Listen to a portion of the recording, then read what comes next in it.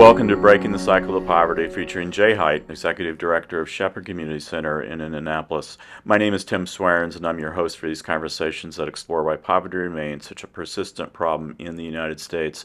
On this episode, Jay and Shepherd's Director of Housing, Dennis Westlake, continue to discuss housing and the factors that are driving the housing crisis in Indianapolis and beyond.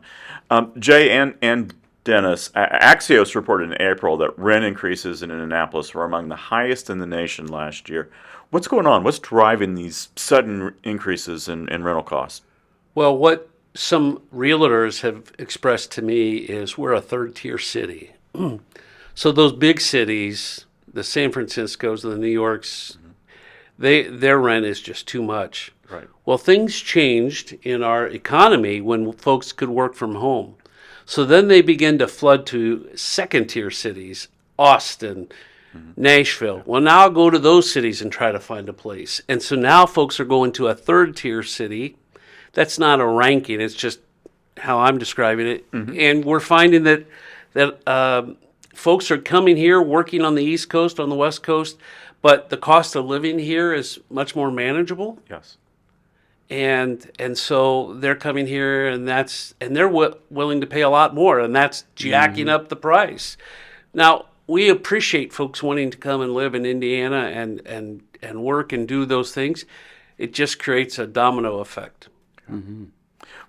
What are you seeing in terms of the increase in rental costs? Well, we've mentioned before that certainly the supply, because the supply is low, demand is high.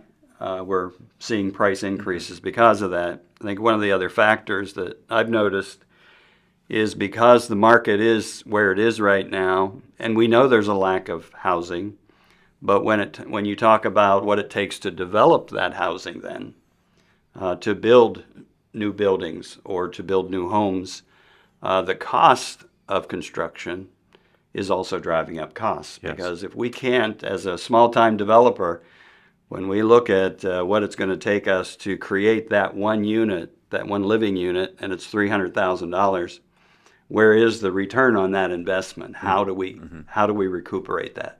And so I think that continues to push up the rental prices because there's almost nobody that can do the development and still be able at the same time to get a return on that investment. Dennis, tell us about your background experience that you bring to this role. Well, I think Jay mentioned that my wife and I were missionaries in Africa. We spent about 14 years living on the continent. And I would say there was where we began to understand what poverty is. Guinea was considered at the time one of the most impoverished nations of the world. And so we learned to walk alongside the poor. And we began to see some of the effects that the lack of housing, the lack of electricity, the lack of infrastructure, just so many of the things that are so basic to us were just absent or underdeveloped. And so we began to understand that a little better and began to look for ways that we could help people.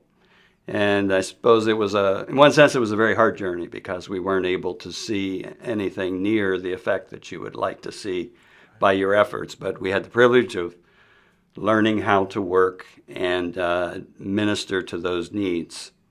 I was also a pastor in a small church in Toledo in an area very similar to the Near East Side here, and also worked for a nonprofit there in food insecurity. And I would say those experiences all really helped develop my heart for people and for working with those who are disadvantaged, those who are poor. But in all of those, housing wasn't the primary goal, and it wasn't until I was working for a home builder in North Carolina that I began to imagine starting a nonprofit and addressing housing needs for the disadvantaged. I thought what a privilege it would be to be able to build homes for those that really needed them, not just for people that wanted them. And it was really my brother who introduced me to Jay and to Shepherd and began conversations around the need for housing here in Indianapolis.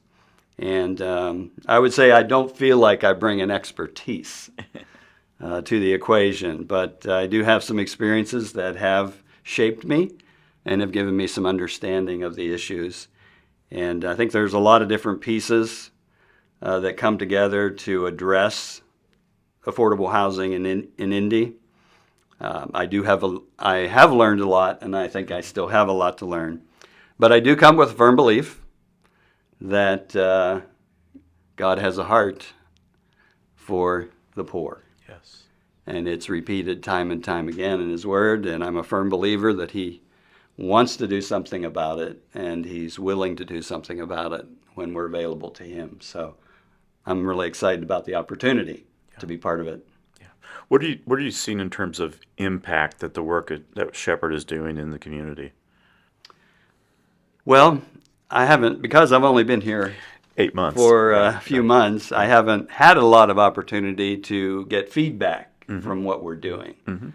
But I would say with the handful of homes that we have that are either for rent or for moving toward home ownership, I think I do see a real sincere level of gratitude for those who have been impacted by it. Right.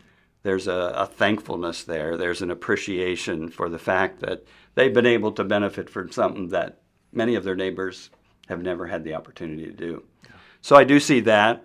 I think when I talk to some of the people, and I have the opportunity every once in a while to speak with some of the neighbors and share what we're planning to do, and I do see that glint of hope in their eyes. I think it's a powerful statement that you're not in this alone.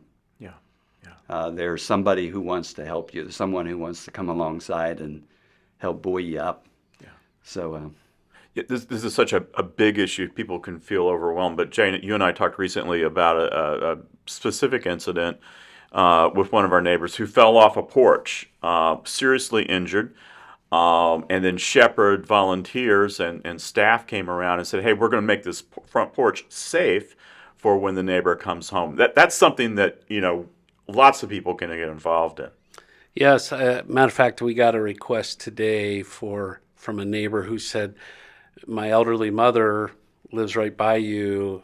I don't know who else to turn to. She can't get up and down the stairs because she doesn't have a railing."